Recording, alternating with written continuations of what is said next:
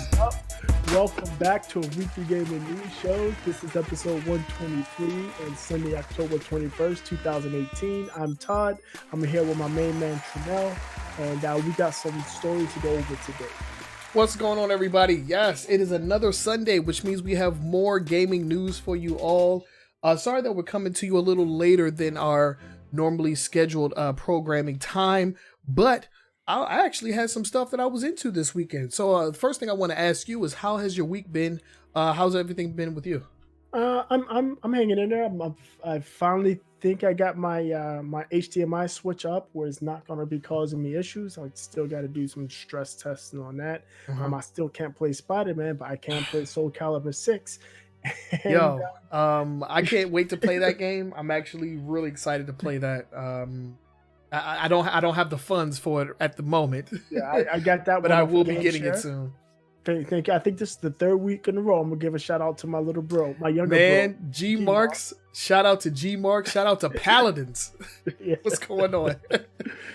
But yeah, as far as me, man, it's just been a like family weekend, dude. I spent Friday. I went to like an American Horror Story like party where we sat down and we watched the show. Yo, thank you for the follow, Drew C. Appreciate that. But yeah, hung out with the family, and then today we had a seafood boil courtesy of Vanessa. Oh, it was eating yummy. So good. We ate so good. I am so full right now. I don't even want to talk. But we have to because we got news to talk about. We got a lot. So shout out to our live audience. We are live on both Facebook and on Twitch. So shout out to everybody that's tuning in live. Again, if you have any questions that you would like to ask us for us to answer live on the stream, you can do so by just leaving it in the chat, or you can hit us up on Twitter. We're at AWGNS. AWGNS on Twitter. Use the hashtag AskAWGNS and we'll answer any of your burning questions that you have for us. And my screen just messed up, and I'm not sure exactly why. You're gonna make me mad there, Discord. What's going on with you?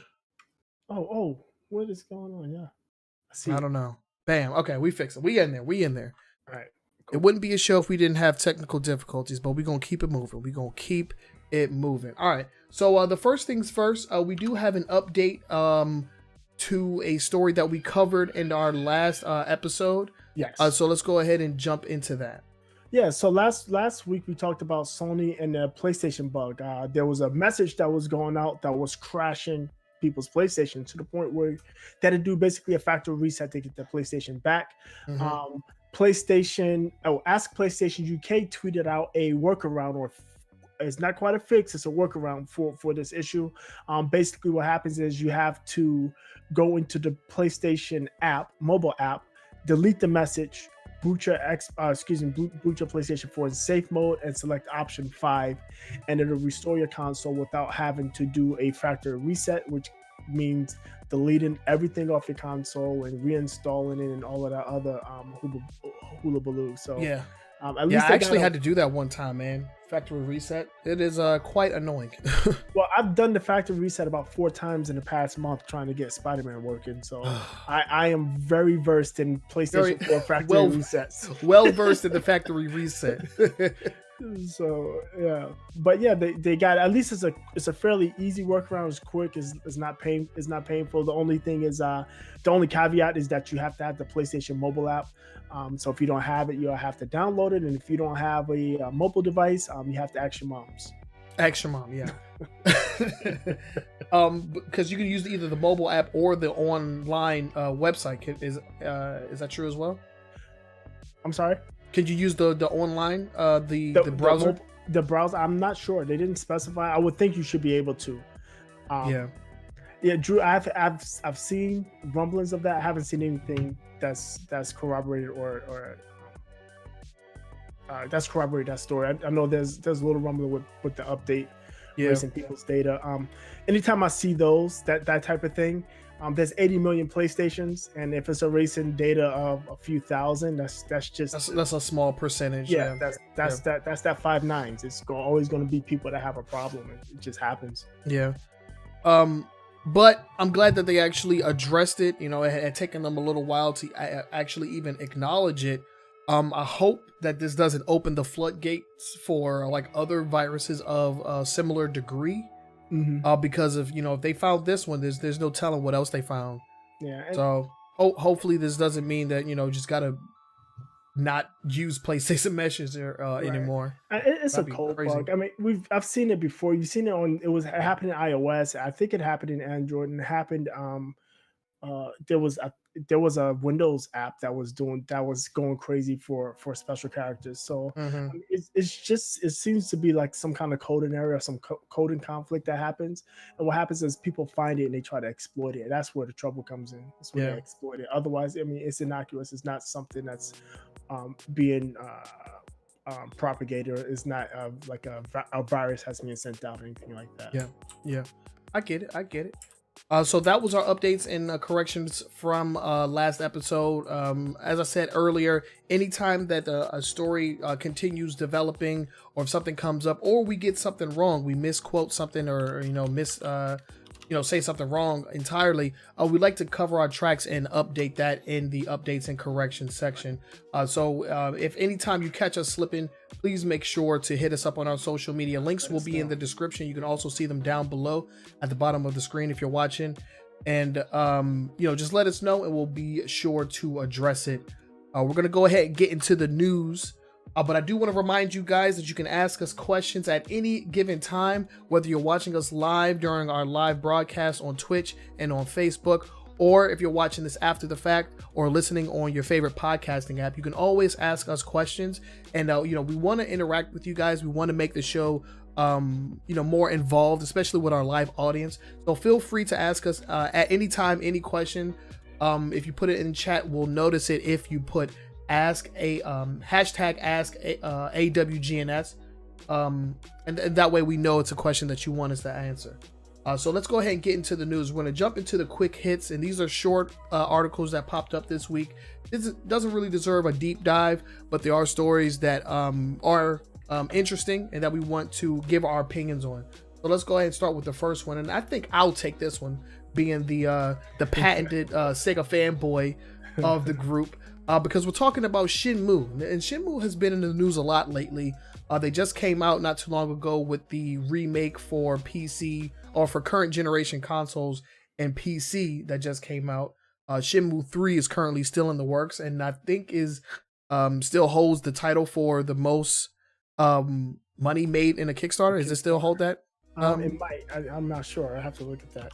So Digital Foundry unearthed, I don't know if they talked to somebody that was on the team or what, but they unearthed evidence that Sega had been working on a remaster that was going to be like basically rebuilt from the ground up. Okay. New textures, higher res textures, higher res polygon counts, and all of the like. And apparently all of this was being worked on all the way up into 2017, and they decided that they were going to go to the standard upscale instead of from the ground up. And it sounds like the issue was time. It was going to just take them too much time to get it completed. They wouldn't have gotten it out in the time, or in the time that they wanted. Yeah, because you want to strike while the iron is hot. There's a lot going on with Shenmue, and I don't think they would have wanted to conflict with the actual release of the third game. Right. So they wanted to get it out as quickly as possible. And from what I've heard, the re-releases have not been bad. Like the re-releases aren't bad at all.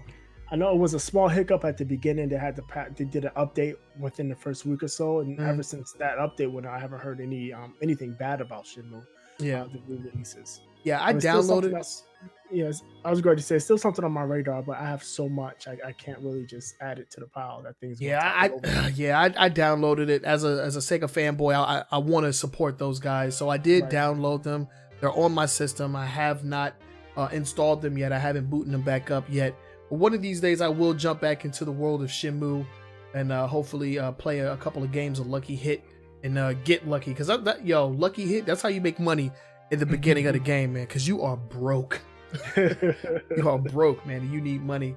This was actually a pretty good find. There's an entire video where you can watch, and we'll post a link to that in the description as well, where you can see more information. And just going forward, all of our stories, all the sources to our stories are listed on our Facebook page. So if you want to see or get more information on the stuff that we're talking about, make sure that you follow us on Facebook, because we do post our sources there.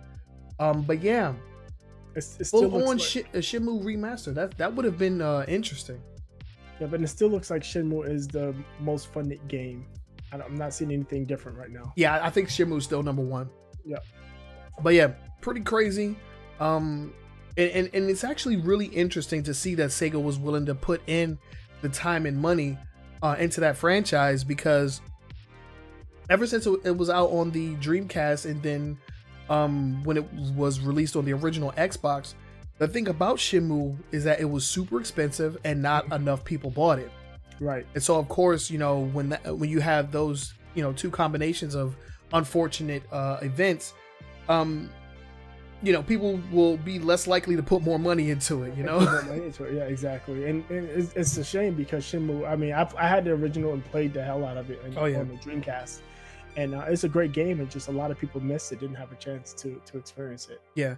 And you know what? I'm actually glad that we got the originals on current generation consoles, because that's the way it was meant to be played. There's no telling what kind of upgrades or like modernizations they would have added, and that could have possibly taken away from the, you know, original feel of the game.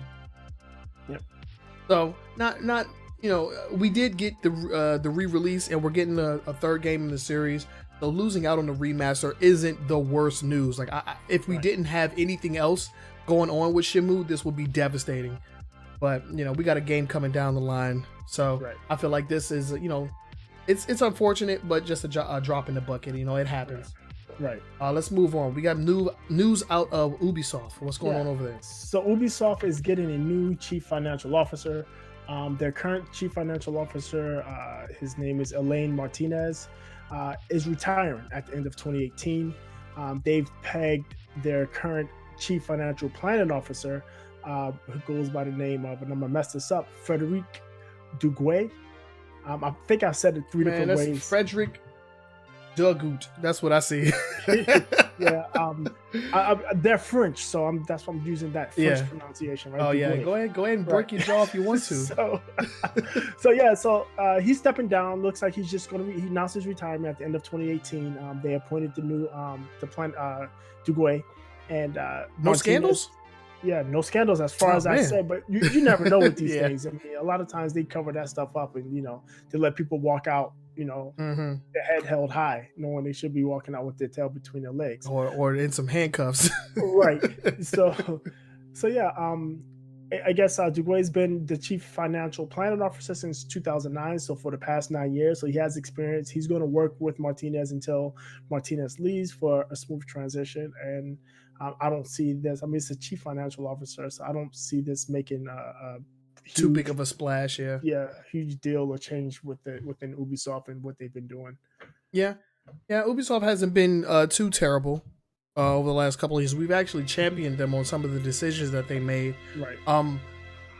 You know, I find it not interesting, but you know, they went through a whole lot with them avoiding that hostile takeover. Right. So now that that's over, you know, maybe this guy feels like he can like finally step down. Yeah, move on. Yeah, he can move on. Yeah. So good luck to him in all of his future endeavors, and good luck to the new CFO once he takes place. Hopefully he doesn't change anything over at Ubisoft, because they have been one of my favorite developers in, you know, modern games. The past couple of years, I mean, they put out some pretty good games. I mean, they have stumbled just like everybody else. Oh, of course. With the loot boxes, but of course.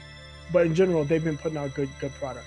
Yeah, and you always gotta support, you know, people doing new and unique things. Right. That's what what I'm about. Speaking of, did you see the update for Honor?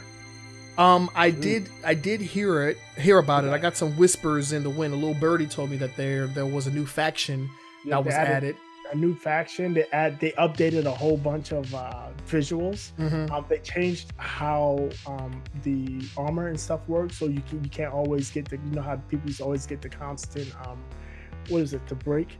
What is that move called where they just block and knock you over? I forgot what it's called. I forgot, dude. I am slacking on my For Honor terminology. Yeah, right now. but apparently they've changed a lot. It should be a little more uh, friendly, for player friendly, and they've added a new mode. Oh wow, new mode. Oh, that's cool. Yeah, and that right there has been one of the reasons why I. What happened? No, I was going to say I would have to install it again to. Oh, to tell exactly what it is. Yeah. But no, I was saying that's one of the reasons why I've really liked Ubisoft is because, you know, they come out with a game and even if it's not doing well, you know, for a while, they stick with it. They stick with it and they just don't give up. And like that's like one of the things that I've appreciated about them the most is that they don't give up on their games. You know, you see Rainbow Six Siege still doing work. Right, doing. I mean, that's a super popular scene, super popular game there. Yeah, and then you know you got them still adding to Rainbow Six Siege. So you know that's dope. I can't say anything but good things when it comes to Ubisoft for the most part. But yeah, let's go ahead and move on. We got a couple more stories in our quick hit, so we're just gonna go ahead and move on to the next one. And we were just talking about Kickstarter, and now we're gonna close the doors on one of those Kickstarter stories from back in the day. So let's go ahead and get into this one. Yeah, so about 5 years ago, the company, what was the name of their company? STEM? No, it's Sixsense is the name of the company. The controller was the STEM controller, but they had a Kickstarter campaign. They got about $600,000 worth of pledges from about It's a lot of money. just under 2,400 people for VR controllers. And this was around the time Oculus dev kits first went out. And if you don't recall, when Oculus was first being released, it was being released without the touch controllers that are so popular now. It was actually being released and packaged with Xbox One controllers. So this company stepped in as like, okay, we got this motion controller. You can just do motion control. They even had a device that went onto your waist, so it can do leg and waist, hip, and leg tracking. And they set this thing up, and after 5 years, they had trouble with they basically had trouble getting it to work properly with the APIs and all this stuff. And they have pivoted to enterprise and medical application. So they're still making this technology, but they're just going enterprise and medical, and they're not going to have a consumer device. And as such, they've decided after 5 years, I guess it's better late than never, that they're going to refund all of the backers of the original Kickstarter. It's like, I think the exact number was 2,383 people. All of them that pledged and paid for this device are going to be getting refunds. Yeah, I mean, better late than never, man. Right. And that's the thing, man. When you pledge to these projects on Kickstarter, you are not guaranteed a product at the end of the road. You know, this is it's an investment, and sometimes these people, they use that money and they go on to do different things with it. You know. Well, I mean, the thing is, it's Kickstarter. People think Kickstarter is a store. It's not a store. It's not a store. It's a public fund. It's like you are acting as a venture capitalist. You are providing funding to a company or to a group of people that have a vision, and they're trying to take that vision off the paper and put it in real life. Yeah. And sometimes they succeed, but more times than not, they fail for many reasons, from mismanagement to scamming to most of the time. These type of things fail because of scale. People don't realize the scale and how much it's going to cost to scale the production up to get 5, 10, 50, 100,000 units out there, and it just fails that way. And a lot of these people aren't business people. A lot of them are scientists and engineers and just good thinkers, and they can put stuff together and they can make things, but they don't understand or really work well on the business end of things, and that's where a lot of these things fail. And in this case, I think with this particular STEM control system, I think where they fell off, where they ran into problem is about 6 months or a year later, Oculus and even HTC started coming out with their own touch controllers and bundling them in with the system. Right. So now you're looking at something that's being bundled in, made for super cheap, versus something that you got to pay extra for on devices that were already at a premium price. Right. So I mean, that didn't leave much room for them at all. Right, but the technology is there, and it is impressive. And with the expansion of the like VR market, if there is a place for more precise controls, they may have a spot in the very near future. We'll have to see. At least that's what was one of their statements towards the end. Right. So I mean, we'll wait and see. Yeah, we may still get a consumer version. I would like to see some kind of leg tracking, because like I said, I have that not Rocky Creed for PlayStation VR, and it's fun until I'm facing forward and my legs are facing that way, and the dude is this on this side of me. I'm like, what the hell am I supposed to do? Because I can't just quite turn because it doesn't. No, it doesn't pick that up. Yeah, I feel like it'll be the best for ones that are especially for the console. The PlayStation VR definitely needs a little bit more precision. It could definitely do with more precision. Mm-hmm. But we just talked about the new Oculus and how that just allows you to just go just about anywhere. Right, that thing is awesome. I'm definitely on board with that. I will have one. You'll have to let me know how it is, man. I promise. Yeah, I will. All right, that's what I'm looking for. I have two headsets. I got the PSVR, and I told you about the one I won. I won a Lenovo something. Oh no, you didn't tell me that. That's crazy. Yeah, it's a Lenovo something. It's the Microsoft what's they called? Mixed reality. Microsoft calls it the mixed reality headset. Okay, and, cool. I mean, it's just VR. Yeah. Nothing different. And the real difference is, instead of me having to set up a camera, it has cameras on the front to do that same type of tracking. Okay. But, I mean, it's pretty much all the same games, and it has the touch controllers. And I don't like either one of them because I get tangled up.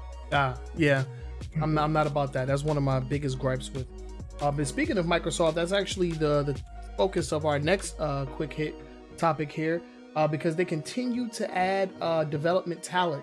Last week we talked about the possibility of them adding Obsidian Entertainment from Fallout New Vegas fame to the Microsoft Studios umbrella, and the saga continues because they're adding in Red Dead Redemption, GTA 5 veterans to Microsoft Studios. Yeah, there's Tom Shepard. He's the technical director for the first Red Dead, Max Payne 3, GTA 5. I mean, he worked on Midnight Club. All type, and I'm a fan of like just about all of those games. I mean, I haven't really played Midnight Club ever, but Red Dead 1, Max Payne 3, Grand Theft 5, all of those games made bank. And if you want to talk about like a Cinderella story, like Max Payne 3 was like the epitome of the Cinderella story, where you had a franchise that was very well known but did not ever sell well until that one. Yeah, they took it and they made something out of it, and it's one of my favorite games of last gen. Max Payne 3, that is. Yeah, so he's been working out of Rockstar Studios in San Diego for the past 11 years. Microsoft hired him for their studio called The Initiative. It seems this is the one that's been hiring all of the other people. Hired a dude from God of War, hired Crystal Dynamics guy, hired somebody from Respawn Entertainment. That's the former Infinity Ward, right? That did Call of Duty Infinity Ward. So they've hired a ton of people for this studio. I think the studio's are they in Santa Monica, The Initiative? I don't know where they're located. I don't remember. Yeah, but Microsoft seems to be 110% in on getting in-house developer and development talent for new first-party IPs or even current first-party IPs. Yeah, I mean, dude, ever since E3 where they announced some of the teams that they were bringing in, they haven't stopped. Yeah. And if they want to stand a chance Not this generation, because this one's just This about is wrapped it's up. done. Yeah. But next generation, they are looking to make a big splash in a major way. You know, They have to if they want to continue. And also, when you look at the announcement we talked about last week, that Microsoft's xCloud, they're going to need something that's going to make people want to subscribe to that service. And if they're just doing a bunch of third-party games, like, I can get those anywhere. But if they're doing a bunch of high-quality first-party titles that you can only get on Microsoft's on the Xbox platform, because I'm gonna call it Xbox platform, then that's where they're gonna attract people. So they're 100% in on this, and I'm interested to see where it goes, because when they were doing this type of first party development, I mean, we got good games out of it. I mean, that's when Mass Effect first came out. I think it was a mistake for them letting BioWare slip away. They should have snapped up BioWare to keep that studio in house. But when they've actually had the studios and let the studios work, I mean, we get Halos and we got Gears and we got Mass Effect, and we get good games. I mean, even last gen 360 era, Microsoft went in with just hiring teams to create IPs for Microsoft Studios, right? And then this gen, we just did not get any of that. No. So hopefully in the next couple of years, we get some announcements. Because it's good and all to have, like, these notable people and notable groups of people working on stuff, but until we actually see it come to fruition, I'm still a little skeptical, because we was looking at Scalebound up until it was about to release, and then it was canceled. So maybe that's what Obsidian Entertainment is for. Oh man, if Obsidian Entertainment came back and redid and brought back Scalebound, I'm all in. You'll have to get Drew. Yeah, sorry, I'm a damn door. SSD, you have to get a case, but what you can do is you can get an SSD and use an external case for it, and it'll work fine that way. Yeah. But yeah, awesome news coming out of Microsoft. I'm really curious as to what they're gonna bring together. Sorry about that. Somebody's on getting the door right now. But yeah, last story in our quick hit section. This was actually pretty interesting, because there's a cell phone, a new smartphone that's coming out that appears to be directly competing with the Nintendo Switch as like a hybrid, take it with you type of console. Well, for video games. I saw this. It's a curious thing, because the first problem this has, the biggest problem is running Android.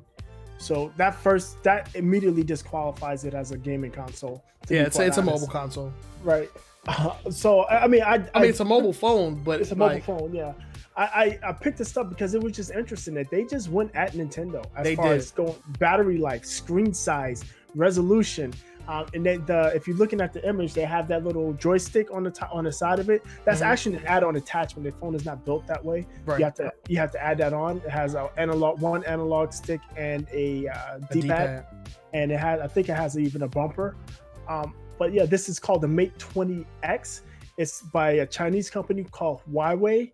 And the problem with that company, if you've been paying attention to any of the political news, the United States hates that company.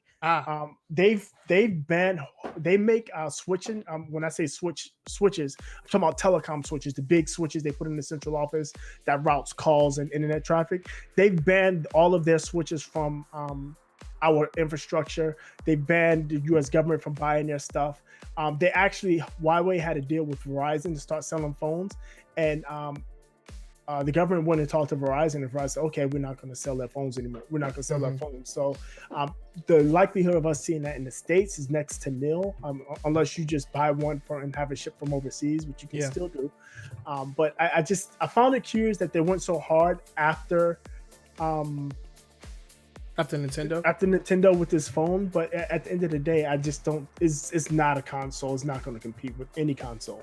No, on the Switch. No, I mean that's a pretty dope peripheral. Don't get me wrong. I mean, and there's actually things out right now that do very similar things, where you get like a joystick and then actual buttons. Because if you're like me, I don't like playing any game on mobile that requires me to like press buttons on the screen as if it were a controller. Right. Because there's no kind of like there's no touch sensitivity. Yeah, there's no taptic feedback. Yeah, and then like in a lot of cases, the button overlay will like cover like a large portion of the game screen, and I hate it. Right. Yeah, the only thing I've seen do it halfway decent is actually Fortnite of all things. But even still, it's it's problematic in my opinion. I found this funny and curious. And another thing I have with these Chinese companies is, Chinese is a socialist. Sunny in the house, y'all. By the way, Chinese is a socialist company. Government. So that company is partly owned by the government, and the government has long banned and restricted how consoles are received and sold in the country. Yeah. So when I see them saying they're going to have this particular phone that's a direct competitor to Nintendo, they 100% get an advantage because the government is going to push their own product versus, especially a Japanese product going into China. They're going to push that Chinese product. So, but what I did find interesting about their pitch is that since this is a mobile phone, it already has like the built-in Wi-Fi, so you can play games online. But that's the thing with any mobile phone, and that was a big question that I had when the Switch came out. Is like you can only play online if you're at home. So like, what is the point of taking it with you when you can't play online unless you get like a Wi-Fi adapter or something, like the Wi-Fi card or something. Tether it to your phone. I did that for my daughter not too long ago. Really? Yeah, it was a long drive. I let her tether to my cell phone, but it used a ton of data, and I didn't like that. Yeah, a ton of data. Now I think I have an unlimited plan, and I only get 10 gigs of data for tethering, and you can use that up real fast. Very fast, yeah, especially with the gaming system. Yeah. But those are our quick hits. If you would like to submit stories to us, you can do so via our social media. Hit us up on Facebook, on Twitter. You can leave comments down in the comment section below if you are watching this on YouTube, or you can hit us up by email. All the information is down below.